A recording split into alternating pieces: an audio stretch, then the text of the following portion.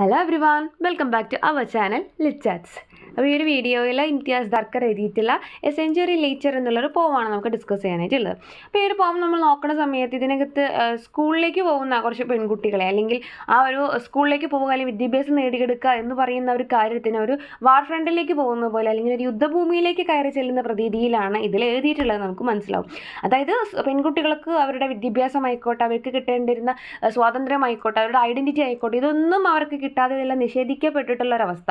അപ്പോൾ അതിനെതിരെ പ്രതികരിക്കുക അല്ലെങ്കിൽ അത് നേടിയെടുക്കാൻ ശ്രമിക്കുക എന്ന് പറയുന്നത് ഒരു യുദ്ധഭൂമിയിലേക്ക് യുദ്ധം ചെയ്യാൻ പോകുന്നത് സമാനമാണ് എന്നുള്ള രീതിക്ക് ആ ഒരു സിറ്റുവേഷൻ എത്രത്തോളം ഭയാനകമാണ് എന്ന് മനസ്സിലാക്കി തരാൻ വേണ്ടിയിട്ടുള്ള രീതിക്കാണ് ഈ ഒരു കവിത എഴുതിയിട്ടുള്ളത് എന്നുള്ളത് ആദ്യം മനസ്സിലാക്കുക. അപ്പോൾ ഇതിനകത്ത് അവർ ആ ഒരു സിറ്റുവേഷനെ മറികടക്കാൻ വേണ്ടിയിട്ട് ആ ഒരു റെവല്യൂഷൻ റൈസ് ചെയ്തെടുക്കുന്നതായിട്ട് നമുക്ക് ഇതിനകത്ത് കാണാനായിട്ട് സാധിക്കും.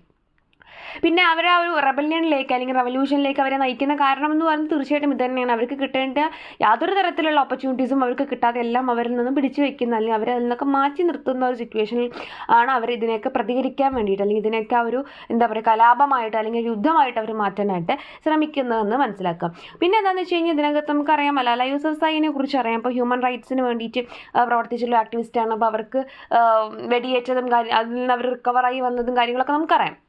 അപ്പോൾ ആ ഒരു പേഴ്സൺ അല്ലെങ്കിൽ അത്രയും ഇൻസ്പയറിംഗ് ആയിട്ടുള്ള ഒരു പേഴ്സണെ വെച്ച് അല്ലെങ്കിൽ അവരെക്കുറിച്ചുള്ള ഒരു പോയിന്റ്സ് വരെ ഇതിനകത്ത് ആഡ് ചെയ്തിട്ടുണ്ട്. അവരുടെ ആ ഒരു സിറ്റുവേഷൻ അല്ലെങ്കിൽ അവരൊക്കെ ആ ഷൂട്ട് ചെയ്യപ്പെട്ട കാര്യങ്ങൾ അങ്ങനത്തെ കാര്യങ്ങളൊക്കെ ഇതിനകത്ത് വരുന്നുണ്ട് എന്നുള്ളതൊന്ന് ജസ്റ്റ് ഓർത്ത് വയ്ക്കുക.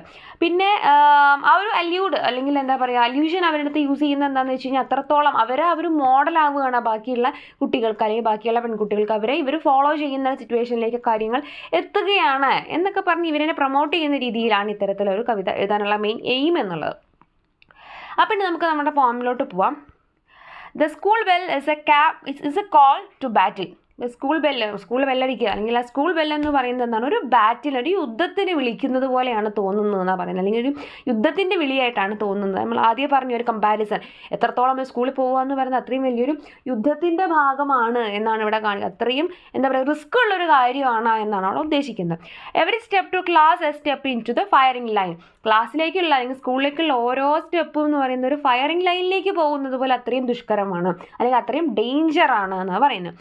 Here is the target. Fine skin at the temple, cheek still rounded from being 15.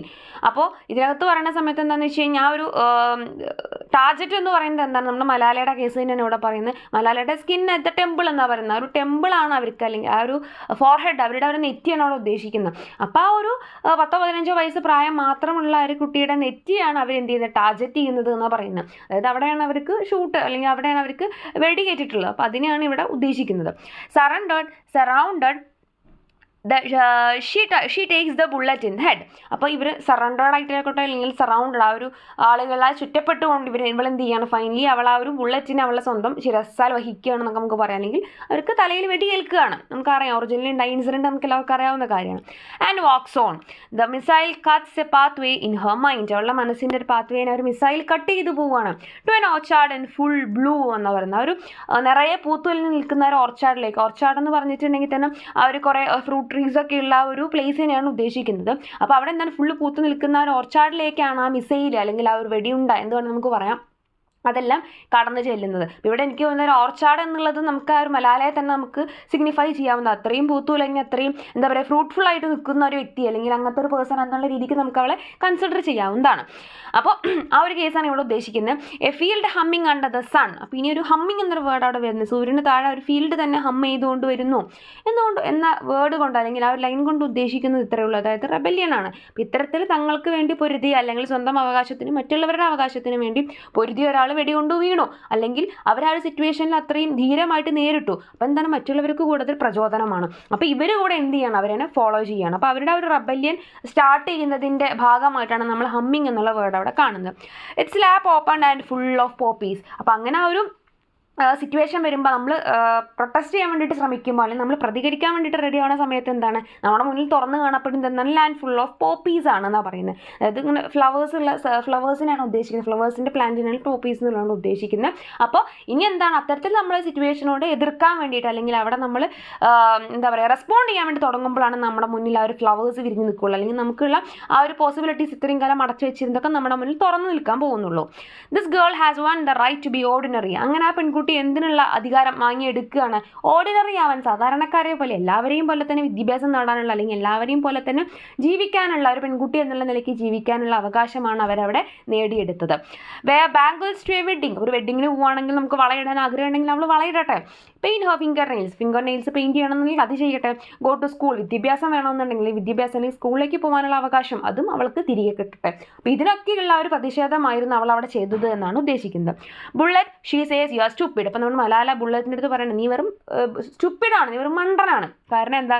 You have failed, നീ തോറ്റുപോയില്ലേ. ഇത്രയും വലിയ സംഭവമായിട്ട് തലയിലേക്ക് അല്ലെങ്കിൽ നെറ്റിയിലേക്കൊക്കെ വെടിവെച്ചിട്ടും നീ തോറ്റുപോയില്ലേ. You cannot kill a book or the buzzing in it. അപ്പം നിനക്കൊരു ബുക്കിനെ കൊല്ലാനായിട്ട് സാധിക്കില്ല. അതേപോലെ അതിനകത്തുള്ള ഒരു ബസ്സിങ്ങിനെയും എന്ത് ചെയ്യാൻ സാധിക്കില്ല. ബസ്സിംഗ് എന്നൊക്കെ ഉദ്ദേശിക്കുന്നതെല്ലാം ഈ പ്രൊട്ടസ്റ്റിനാണ് കേട്ടോ. അപ്പം ഞാനെന്ന് പറയുന്ന, അല്ലെങ്കിൽ മലാല എന്ന് പറയുന്ന വ്യക്തിയിൽ കൂടെ പുറത്തു വരുന്ന ഒരു പ്രൊട്ടസ്റ്റിന്, അല്ലെങ്കിൽ ആ ഒരു എന്താ പറയുക റബല്യനെ ഇല്ലാണ്ടാക്കാൻ നിന്നെപ്പോലെ എത്രയും ശക്തമായിട്ടുള്ളൊരു വെടിയുണ്ടെങ്കിൽ സാധിച്ചില്ലല്ലോ, അതുകൊണ്ട് നീ ഒരു സ്റ്റുപ്പിഡാണ് എന്നാണ് പറയുന്നത്. A mama a സ്വാം. ഈ മാമറും ഈ പറഞ്ഞ പോലെ തന്നെ ആ ഒരു പ്രൊട്ടസ്റ്റിനാണ് കേട്ടോ. പ്രൊട്ടസ്റ്റ് അല്ലെങ്കിൽ റബല്യ എന്നൊക്കെ നമുക്ക് പറയാം, ബാറ്റിൽ എന്നൊക്കെ പറയാം. A mama a swarm. Swarm എന്നുള്ളതുകൊണ്ട് ഉദ്ദേശിക്കുന്ന ഒരു കൂട്ടം ഈ പറക്കുന്ന ജന്തുക്കളെയാണ്, അല്ലെങ്കിൽ പറക്കുന്ന പ്രാണികളെയാണ് ഉദ്ദേശിക്കുന്നത് കേട്ടോ. അപ്പോൾ ഇവിടെ എന്താണ്, നമ്മുടെ മുന്നിൽ നിന്ന് ഒരാൾ നയിക്കാൻ വേണ്ടിയിട്ട്, എന്ത് സംഭവിച്ചാലും വീണ് പോകാതെ നയിക്കാൻ വേണ്ടി ഒരാൾ ഉണ്ടാകുമ്പോൾ മറ്റുള്ള ആളുകൾ അവരെ ഫോളോ ചെയ്യുന്നു എന്നാണ് അവിടെ സ്വാം കൊണ്ട് ഉദ്ദേശിക്കുന്നത്. Behind her one by one the school girls are standing up. അപ്പോൾ ഇവളുടെ പുറകിലായിട്ട്, മലാലയുടെ പുറകിലായിട്ടായിട്ട് എന്താണ്, ഇപ്പോൾ ഒരു മാതൃക നമുക്ക് കിട്ടി. അപ്പോൾ ബാക്കിയുള്ള സ്കൂൾ ഗേൾസ് എല്ലാം, പെൺകുട്ടികളെല്ലാം ഇവരെ ഫോളോ ചെയ്യുകയാണ്. To take their places in the front line. Just ആ ഒരു പുറകിലേക്ക് മാറി നിൽക്കാൻ, അല്ലെങ്കിൽ അവരെ ഫോളോ ചെയ്യാൻ മാത്രമല്ല മുൻനിരയിൽ സ്ഥാനം പിടിക്കാൻ വേണ്ടിയിട്ട്, ഇതുപോലെ തന്നെ മുന്നിൽ നിന്ന് നയിക്കാൻ വേണ്ടിയിട്ട് ആ ഓരോ പെൺകുട്ടികളും ശ്രദ്ധിക്കണം, അല്ലെങ്കിൽ മുന്നോട്ട് വരികയാണ്.